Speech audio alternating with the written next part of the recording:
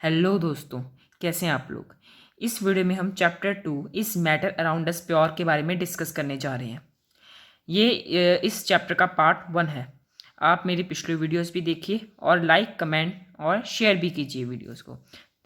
देखते हैं इस मैटर अराउंड अस प्योर। क्या हमारे आसपास जो हम वस्तुएं, जो हम चीज़ें देख रहे हैं, जो हम मैटर देख रहे हैं, क्या वो प्योर है? क्या प्योर है? नहीं।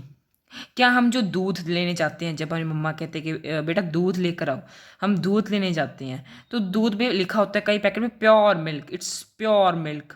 ये या कई घी के डब्बे में लिखा होता है इट्स प्योर घी, ये बहुत शुद्ध घी है। हमारे एड्स में भी दिखाते हैं शुद्ध घी है, शुद्ध मिल्क है। क्या वो असली में प्योर हो सकता है? तो इस चैप्टर में हम यही सब चीज़ें डिस्कस करने जा रहे हैं। इसका जवाब नहीं है, आपको आगे जाकर ये खुद मिल जाएगा कि क्यों नहीं है। अब पहले इस चैप्टर का ओवरव्यू देख लीजिए। ये मैटर जो हमने पिछले चैप्टर में किया था, मैटर। अब मैटर जो है हमने कर लिया प्योर और इम्प्योर में, ये दोनों डिवाइडेड है कि एक प्योर मैटर होगा, एक मैटर के अंदर प्योर होगा। जो चीज़ें प्योर हैं यहाँ पर आ जाएंगी, जो चीज़ें इम्प्योर हैं या जिसको हम मिक्सचर्स कह देते हैं। अब प्योर के नीचे एलिमेंट आ जाएंगे, कंपाउंड आ जाएंगे, एलिमेंट के नीचे मेटल्स, नॉन मेटल, सब हम समझेंगे। ठीक है, मेटलॉइड्स, उसके बाद homogeneous, heterogeneous solution, colloid, suspension, ये सब हम समझेंगे। बस इस चैप्टर का ओवरव्यू है, ये चीज़ें हमें पढ़नी है, ये इसके अंडर आ रही हैं। ठीक है, सबसे पहले हम देखते हैं प्योर सब्सटेंस क्या है। What is pure substance? देखते हैं प्योर सब्सटेंस क्या है। वो सब्सटेंस, वो वस्तु, वो सब्सटेंस प्योर कहेंगे only if it is made of same type of particles. अब इसका मतलब कुछ और मत ली जाना, इसका मतलब क्या है सेम टाइप ऑफ पार्टिकल, इसका मतलब क्या है? जैसे एग्जांपल देखिए, पहले एग्जांपल अगर मैं ले लूँ, कुछ भी ले लूँ, जैसे मैं ले लूँ एक एलिमेंट या कॉपर ले लूँ कोई। एक मेरे पास कॉपर का डब्बा है, कॉपर का एक डब्बा है, तो उसके अंदर जो पार्टिकल्स होंगे, जो एटम्स, जो मॉलिक्यूल्स जो भी होंगे, वो किसके बने होंगे? उनमें सी यू होगा, कॉपर ही होगा। हर एक पार्टिकल में, हर एक पार्टिकल जो है वो कॉपर का ही होगा ना, कोई वेरिएशन तो नहीं होगी ना।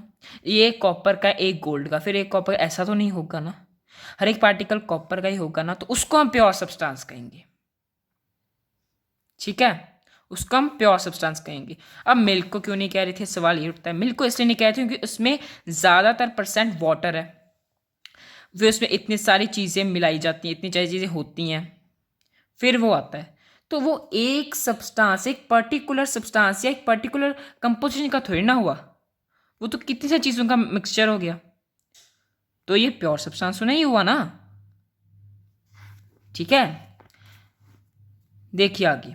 अब दो तरह के होते हैं, एक एलिमेंट प्योर एलिमेंट होता है प्योर सब्सटेंस, और एक कंपाउंड। और एक, हाँ, एक और इम्पॉर्टेंट बात, जो प्योर सब्सटेंस होता है उसकी एक फिक्स्ड केमिकल कंपोजिशन होती है। अगर कॉपर है तो इसकी जो अभी का केमिकल कंपोजिशन है अभी इसकी, वो एक फिक्स है, वो हर जगह फिक्स है, एक फिक्स हो रही है। इसको हम सेपरेट नहीं कर सकते प्योर सब्सटेंस को बाय फिजिकल मेथड्स। जैसे अगर हमने इस डब्बे को मैंने धूप में रख दिया, तो ये मतलब इसके कॉपर के पार्टिकल्स अलग हो जाएंगे, ऐसा कुछ होगा? कुछ अलग होगा? नहीं होगा। क्यों? क्योंकि भाई इसमें है ही सिर्फ कॉपर। ठीक है, अब ये तो आपको समझ आ गया होगा। आगे देखते हैं, आगे क्या है कि जब एलिमेंट है उसमें कौन से एग्जाम्पल्स हम देख सकते हैं, कॉपर या कार्बन। ये एग्जाम्पल्स हैं, बहुत सारे एग्जाम्पल्स हैं, लेकिन मैंने मेन चुनी है कॉपर और कार्बन। अब मेन इंपॉर्टेंट बात क्या है कि कैनॉट बी ब्रोकन, इसको मैंने बता दिया, इसको हम ऐसे ब्रेक नहीं कर सकते फिजिकल मेथड्स के। अच्छा, कंपाउंड, कंपाउंड क्या होता है? जैसे H2O, CO2, आपको पता लग गया होगा एग्जाम्पल से किसको मैं कंपाउंड कह रहा हूँ। अब can be broken but only by chemical methods, chemical activities, इससे ब्रोकन हो सकता है, इससे ये टूट सकता है, इससे सेपरेट हो सकता है।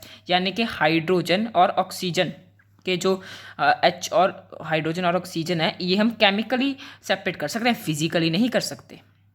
ठीक है, और CO2 भी ऐसे ही है। एक और इम्पॉर्टेंट बात, हाइड्रोजन और ऑक्सीजन के अलग अलग प्रॉपर्टीज़ है, H2O के अलग प्रॉपर्टी है। तो हम कह सकते हैं कि जो कंपाउंड फॉर्म होता है और जो उसके अंदर ये एच है और ये ऑक्सीजन है, ये दोनों अलग चीज़ें हैं। जिस चीज़ से फॉर्म हुआ है और जो चीज़ आखिर में बनी है वो दोनों अलग है। ये कह सकते हैं इनकी प्रॉपर्टीज़ अलग है, अलग हो ना हो लेकिन उनकी प्रॉपर्टीज़ अलग है ना।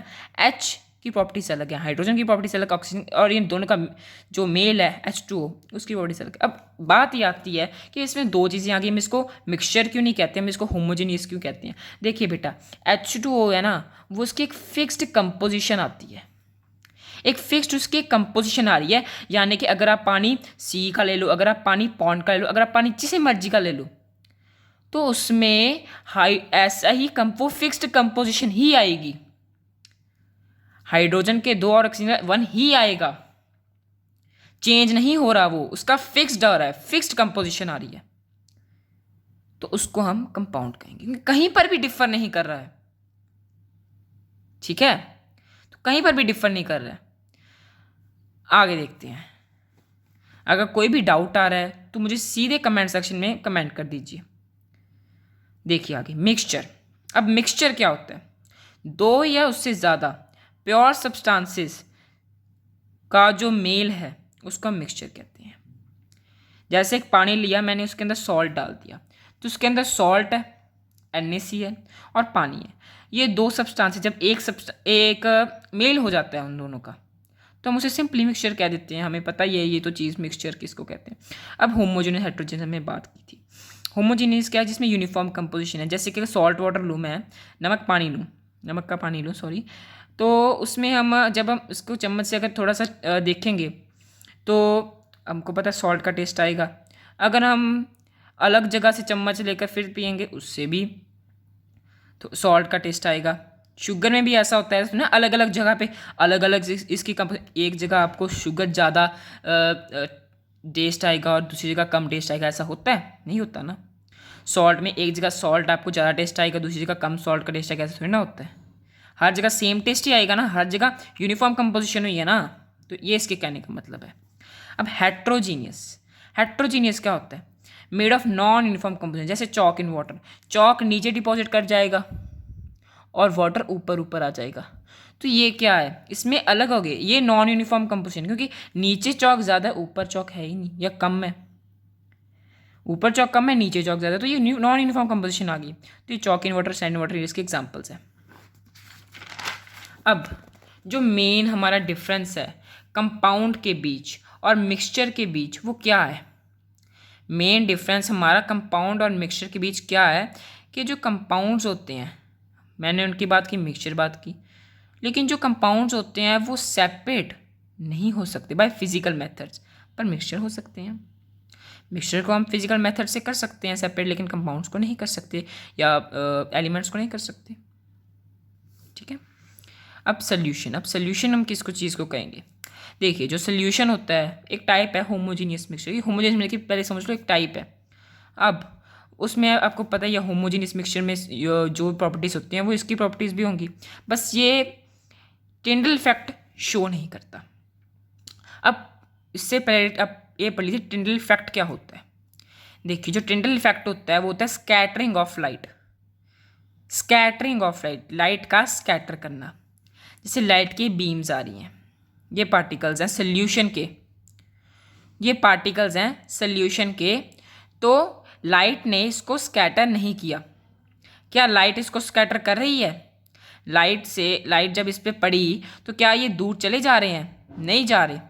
लेकिन अगर मैं यहाँ पर पार्टिकल्स जो हैं थोड़े बड़े पार्टिकल्स ले लूँ तो लाइट तो स्कैटर हो रही है, लाइट तो दूर जा रही है और इसका पाथ विजिबल है। इसके एग्जांपल्स क्या है? देखिए, आप अगर सुबह जाएंगे कैनोपी फॉरेस्ट में देखेंगे तो आपको उसका पाथ विजिबल होगा कि ये इसका पाथ है। क्यों विजिबल हो रहा है? क्योंकि वो जब टकरा रही है लाइट उस पर और वो आ रही है तो आपकी आँख पे पड़ रही है, आपकी आँख पे पड़ने के कारण वो आपको वो पाथ दिख रहा है।